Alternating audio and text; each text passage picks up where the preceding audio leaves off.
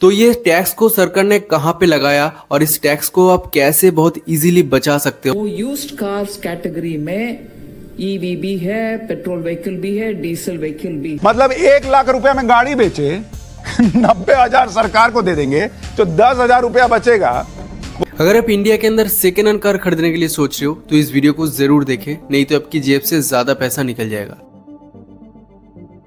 एक showroom price और on road price ये हमको सिर्फ एक न्यू कार के ऊपर ही देखने को मिलता था, पर अब ये एक सेकेंड हैंड कार के ऊपर भी देखने को मिलेगा, क्योंकि भारत सरकार ने सेकेंड हैंड कार के ऊपर टैक्स लगा दिया और वो 10-15% की नहीं 18% की टैक्स लगाया। तो ये टैक्स को सरकार ने कहाँ पे लगाया और इस टैक्स को आप कैसे बहुत इजीली बचा सकते हो, इस सारी चीज को हम इस वीडियो के अंदर डिस्कस करेंगे। हमारी इंडिया के अंदर ज्यादातर लोग एक बजट के अंदर ही कार को खरीदते हैं और उस बजट के अंदर लोग जब एक अच्छे फीचर्स वाला बेहतर कार लेने के लिए सोचते हैं तो तब उन्होंने मार्केट से सेकेंड हैंड कार ही उठा लेते हैं। और ये सेकेंड हैंड कार लेना बहुत ही सस्ता होता है, ऊपर से कोई टैक्स भी देना नहीं पड़ते और आपका कहीं सारा पैसा बच जाता है, जो पैसों को आप दूसरे काम पे लगा सकते हो। तो इस सारे चीज की वजह से हम सेकेंड हैंड कार लेना प्रेफर करते हैं, पर सरकार ने इस सेकेंड हैंड कार के ऊपर टैक्स लगा दिया। सो ये टैक्स को कहाँ पे लगाया, तो हमारे इंडिया के अंदर जो पॉपुलर ऑथोराइज्ड डीलरशिप्स है जैसे कि कार24, स्पिनी, ट्रू वैल्यू, ऐसे बहुत सारे हैं। तो इन्होंने बेसिकली सेकेंड हैंड कार को ही बेचते हैं। तो इन्होंने क्या करता है, एक से कार को खरीद के दूसरे को बेचते हैं। मान लो स्पिनी ने आपसे एक कार को खरीदता है 2 लाख रुपए पे, तो इस कार को खरीद के इन्होंने इसके ऊपर थोड़ा बहुत काम करते हैं। कार के अंदर कुछ माइनर प्रॉब्लम तो रहता है, मेजर प्रॉब्लम हो भी ना हो, मतलब कार की टायर बदलवाना हो, बैटरी बदलवाना हो, कार की इंटीरियर क्लीन करना हो, कार की डेंट पेंट करना हो, कार के अंदर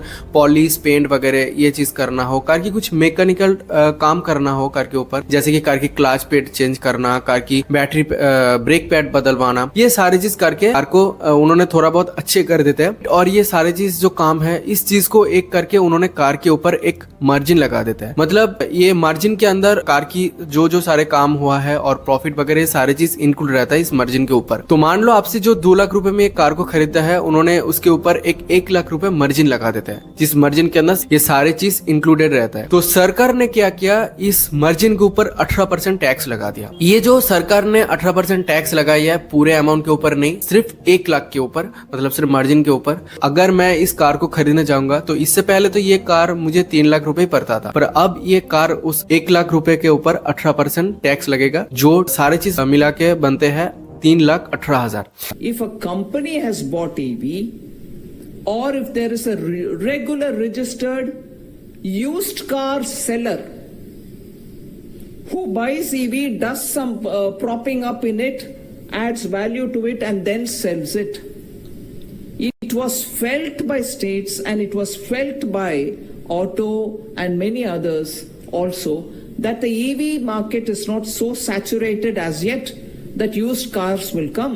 And category में, therefore used cars category में EV भी है, petrol vehicle भी है, diesel vehicle भी है. On the margin is only this 18% is being put, as would be for any used car. So it is on the margin, not on the entire amount. तो ये car 2 lakh की है तो 18% बहुत कम लग रहा है। कार जब 5 लाख, 10 लाख या 15-20 लाख या 1 करोड़ होगा तो उसका मार्जिन भी उतना ही ज्यादा होगा। तो मुझे लगता है ये 18% कुछ लोगों के लिए ज्यादा ही पड़ेगा। मतलब ये सरकार की इस टैक्स को आप कैसे बचा सकते हो, तो अगर आप सेकेंड हैंड कार को किसी इंडिविजुअल पर्सन से खरीदोगे, जैसे कि आपको पड़ोसी या आपके दोस्त या आप कोई पर्सन को सोशल मीडिया के थ्रू जानते हो, उनसे इंडिविजुअली या पर्सनली कार को खरीदते हो, तो इनमें आपको एक भी टैक्स देना नहीं पड़ेगा।